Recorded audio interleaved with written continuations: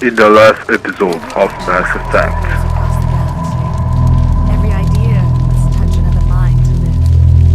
Each emotion must mark another's spirit. We are all connected. Every living being united in a single glorious existence. Open yourself to the universe and embrace eternity.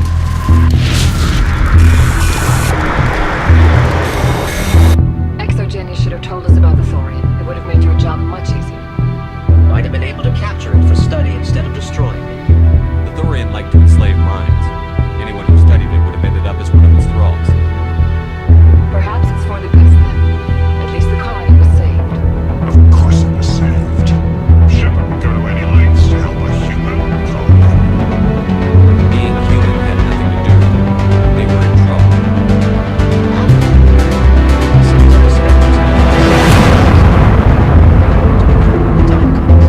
Goodbye, Commander. We will be waiting for your next... In the last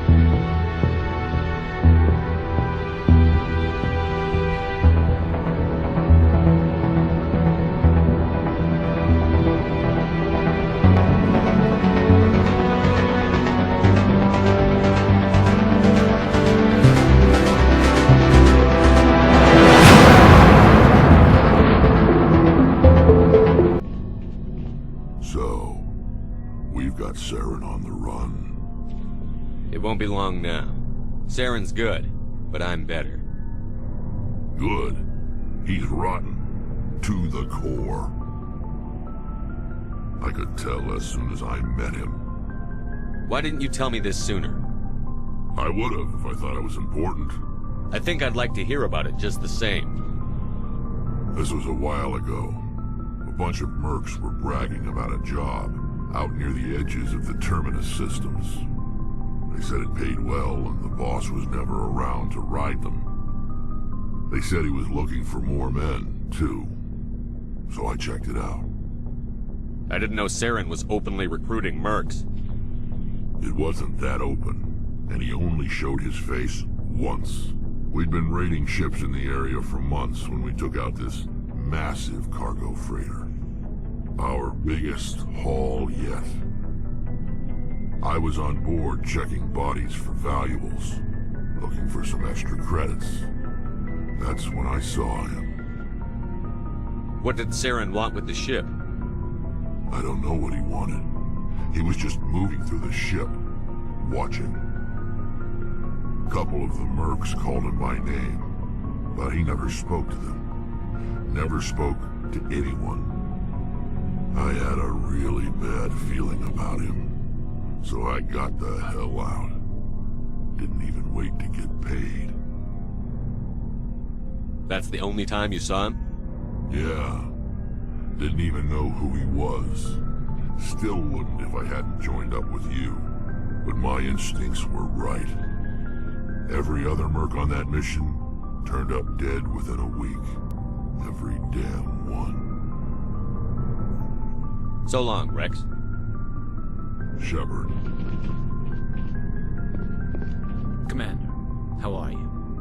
Why did you want to be a CSEC officer in the first place? That's a good question. There were several reasons, I guess. Like what? Probably the same as most officers. I wanted to fight injustice, wanted to help people. I guess my father had something to do with it too. He was CSEC, one of the best. I grew up hearing about his accomplishments or seeing his picture on the vids after a big arrest. He's taking my resignation pretty hard. That's tough, but you'd think he'd be impressed you're going after Saren. My father's a CSEC man to the bone. Do things right or don't do them at all, he says. He thinks I'm being too rash, too impatient. He's worried I'll become just like Saren. He actually talked me out of becoming a Spectre when I was younger, for the same reasons. You were asked to be a Spectre? Well, I was targeted as a possible Spectre candidate, me and about 1,000 other Turian military recruits. I could have received special training, but my father didn't like it. He despises the Spectres. He hates the idea of someone having unlimited power with no accountability. He wouldn't like you, Commander. No offense. I suppose I can understand his concern. You can, but Saren's not going to play by our rules, CSEC's rules. rules. If you want to nail Saren, you need to send someone who isn't restricted by policies and procedures. Just because you can break the rules doesn't mean you should. I don't need to stoop to Saren's level to stop him. And neither do you, Garrus. I see what you mean, but I'll think about it. Oh, before I go, you said you're serving with Commander Shepard now? We saw him on the news here. He's cute. Later, sis. Tell me you didn't hear that. Your sister, I assume? Until I get home and kill her. That's Sarah, the youngest. Surprised to see you here, sir. Thought you'd be chatting up, what's her name? T'Soni? Liara. Why would you think that? Scuttlebutt says you got a bit of a thing for her. I could understand why. The crew's off limits with the regs against fraternization. And at least she looks like a woman. You think I'm interested in Liara because she's the only one I'm allowed to date? So you are interested in her. Of course, it could be politics. Alien diplomat's daughter, us under orders to make nice with the bug-eyed monsters. What's up? You didn't come by to eavesdrop on family mail. Your family seems to be important to you. Yeah, we've always been close. Me and my sisters especially. With Dad on duty so much, I had to help Mom raise them. After helping raise them, your sisters still talk to you? Amazing. Things were tense between Sarah and me for a while. Then we bonded. Sounds like a story. Feel like sharing? Sarah got herself a boyfriend who wanted to go faster than she did, Mike. I didn't think he was a bad kid, just pushy. Lynn would send me these worried vidmails, and I'd tell her to relax. If he really liked her, he wouldn't be pushy. Yeah, of course. If he didn't ask at all, I'd wonder if he thought Sarah was ugly. Damned if you do, damned if you don't. Mike thought they'd go for a romantic walk in the woods, because he figured it was past time they did the deed. She levered Mike face first into a tree and left. Didn't have a scratch on her. Good thing Mom and Dad had us all learn some kind of self-defense. I took emergency leave and walked Sarah to school for a few days. Did anything happen while you were home? My last day out, Mike was waiting for us. Sarah had told her friends, so everyone at school knew what he did. He wasn't happy. I wanted to snap him in half, but Sarah gave me this look, this let me handle it, I need to do this alone look. She kept her cool, God bless her, as he screamed in her face. She just let him vent. Then he tried to punch her. I swear, she just flowed around him. Next thing I knew, he's face down on the sidewalk, and there's blood everywhere. That's unbelievable. Sarah must be as good as you. Better. I'm more or less a straight-up puncher. When he swung, she wasn't there anymore, and he fell. She helped him stop the bleeding and had me call an ambulance. She told the paramedics he fell. Before they took him to the hospital, Mike touched Sarah's arm. I thought he was going to end up on the ground again. But he hung his head, whispered, "I'm sorry," and started crying. And she hugged him. The Williams women are a decisive bunch, Commander. We do things when we're ready. Not before, not after. Where was your father during this? Wasn't your family stationed near him? Dad always wanted to serve in space, but he wanted us to have real ground under our feet. He'd say, space is beautiful, but you can't raise a family there. I cannot rest from travel. I will drink life to the lees. All times I've enjoyed greatly, have suffered greatly, both with those that loved me and alone.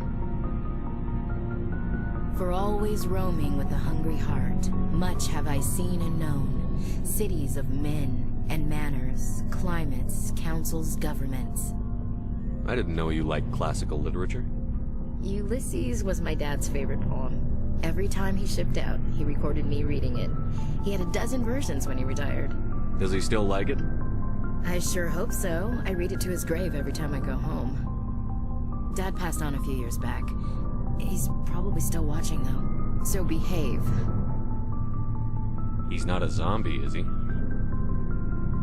You know, from heaven, wherever that is. That's not a problem with you, is it? That I believe in God?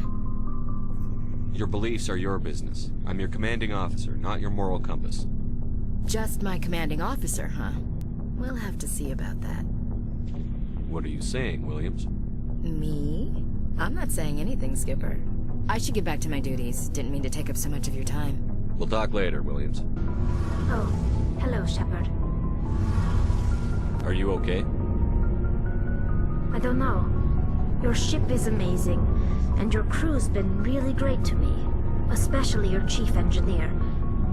But I just sort of feel out of place. The Normandy runs so smooth it feels like we're not even moving, and the engines are so quiet. How do you sleep at night? I find it rather peaceful. Don't worry, you'll get used to it. But it's more than just the silence. This ship feels so empty. It's like half the crew is missing. Back home, I couldn't wait to go on my pilgrimage. I couldn't wait to get away from the crowds. Now that I'm out here, I kind of miss them. Sometimes we don't appreciate what we have until it's gone. That's true. I'm starting to wonder if that's what the pilgrimage is really about. It's given me a whole new perspective on my people and our culture. You know, there's always a few who go on their pilgrimages and never return. I always assumed something bad happened to them, but maybe they just wanted a different life. You do plan to return to the migrant fleet, right? I could never abandon my people, Shepard. I will go back eventually, but we have to stop Saren first. Otherwise, I might not have a home to go back to. I should go. See you later.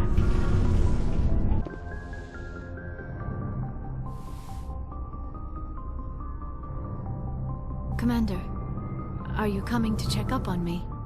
You look much better. How are you feeling? Dr. Chakwas assures me I am going to be fine. I was impressed with her knowledge of Asari physiology. You're in good hands. Dr. Chakwas knows what she's doing. I get the feeling you want to ask me something, Commander. Maybe we could pick up where we left off. You were telling me about your interest in the Protheans. Actually, I think I was talking about my interest in you, and making a fool of myself in the process. As I said, I am not used to dealing with people, especially humans. I did not really know much about your species when we first met, Shepard. I found it hard to take humanity seriously. Your kind always seemed so rushed and high-strung. We don't have the luxury of time. An Asari can live for 1,000 years. We're lucky if we hit 150. That is true. At first I thought that was a weakness of your species. After spending time with you and your crew, however, I think it may actually be an advantage. You humans are creatures of action. You pursue your goals with an almost indomitable determination. It is an admirable trait, but also an intimidating one. You can't argue with results. No, but there are consequences. Unfortunately, the rest of the galaxy sees humanity as a bully. You run over anyone who gets in your way. It is up to people like you to change their minds, Shepard. I'm doing the best I can, Liara. There is a reason the Council chose you to become a Spectre. They saw something special in you. The best of what humanity has to offer. I looked into your history. I know what happened on Akuz. The fact that you survived shows a remarkable strength. Why are you so interested in me? I wanted to know more about you. To understand what made you into the man you are. There is something compelling about you, Shepard. You're interested in me because of my visions. You just want to know more about the Protheans. I admit, your connection to the Protheans had something to do with my initial interest, but it has grown beyond that. You intrigue me, Shepard, but I was not sure if it was appropriate to act on my feelings. I thought there might already be a relationship between you and Chief Williams. Williams and I are just friends, nothing more. My mistake, then. I am not as adept at understanding human relationships as I thought. But what about us, Shepard? Is there a mutual attraction, or was I wrong about that too? I'm not interested in you in that way, Liara. This is very embarrassing for me, Commander. Please, let's talk about something else. I should go. Goodbye, Commander.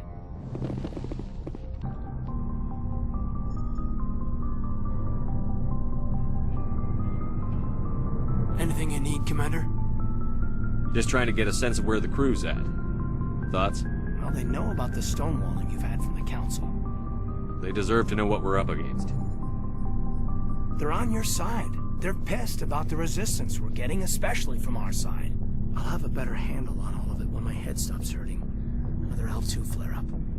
Anything I can do? No, Commander, it'll settle down. It's rough sometimes, but they spike higher than a lot of L3s. Except for you, of course. Besides, I fared a lot better than some after Kinetics was through. I haven't heard anything about Kinetics in a while.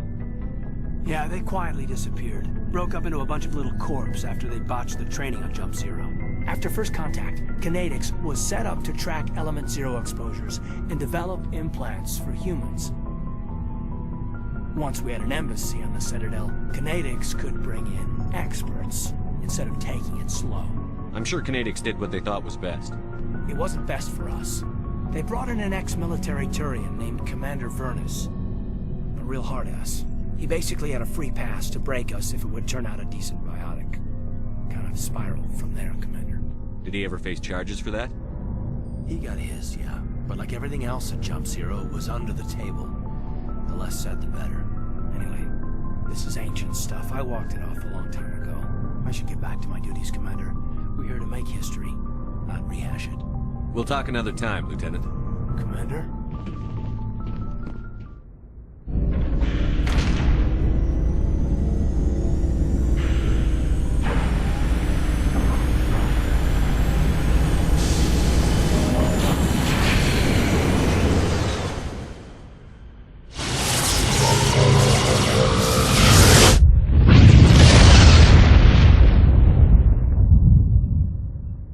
Commander, urgent message from Alliance Command coming in.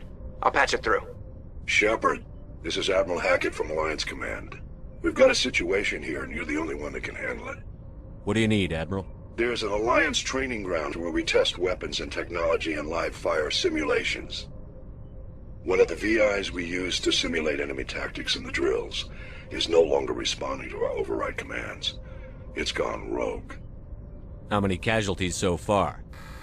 17 Marines were killed in the simulation exercises before we realized what had happened. That's when we contacted you.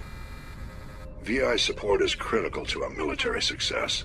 They process thousands of status reports and react in nanoseconds. No human can do that. But as advanced as this thing is at military strategy, it's still just a VI. It's not self-aware, and it's completely disengaged from any networks.